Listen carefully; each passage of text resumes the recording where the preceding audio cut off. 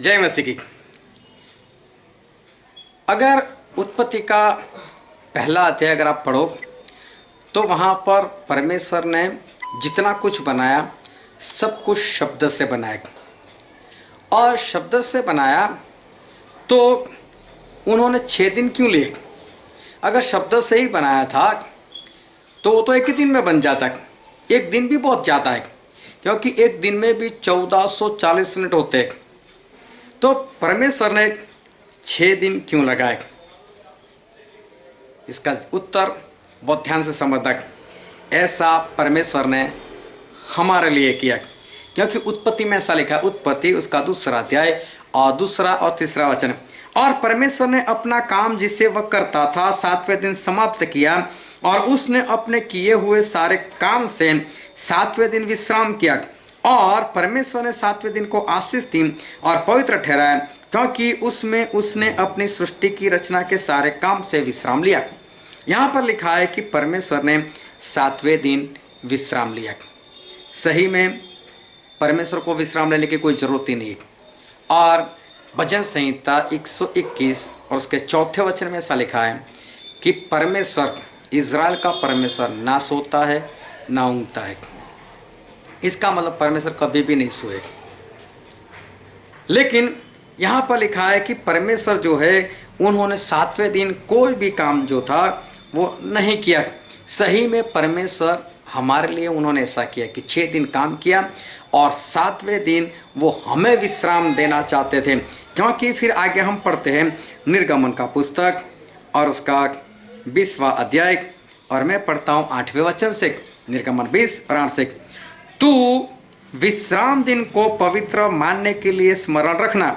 6 दिन तो तू परिश्रम करके अपना सब काम काज करना, परंतु 7वां दिन तेरे परमेश्वर यहोवा के लिए विश्राम दिन है। उसमें न तो तू किसी भांति का काम काज करना, और न तेरा बेटा, न तेरी बेटी, न तेरा दास, न तेरी दासी, न तेरे पशु, न कोई परदेसी जो तेरे फाटकों के भीतर है। क्योंकि 6 दिन में यहोवा ने आकाश और पृथ्वी और समुद्र और जो कुछ उनमें है सबको बनाया, और 7वें दिन विश्राम किया। इस कारण यहोवा ने विश्राम दिन को आशीष दी और उसको पवित्र ठहराया। देखो, हमें आज्ञा दी कि 7वें दिन तुम विश्राम करो।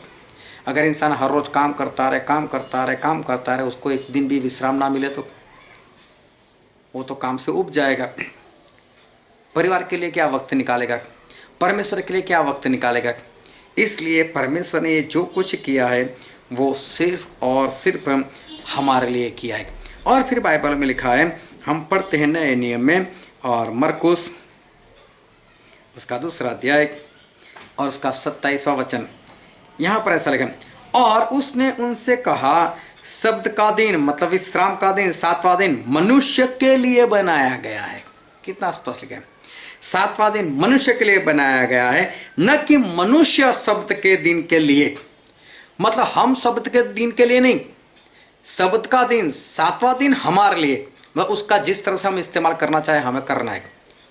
अगर हम उस दिन विश्राम करना चाहे तो विश्राम कर सकते, अगर हमें नहीं करना तो नहीं भी करे। लेकिन 7वां दिन परमेश्वर ने हमारे लिए बनाया, हम उस 7वें दिन के मालिक हैं।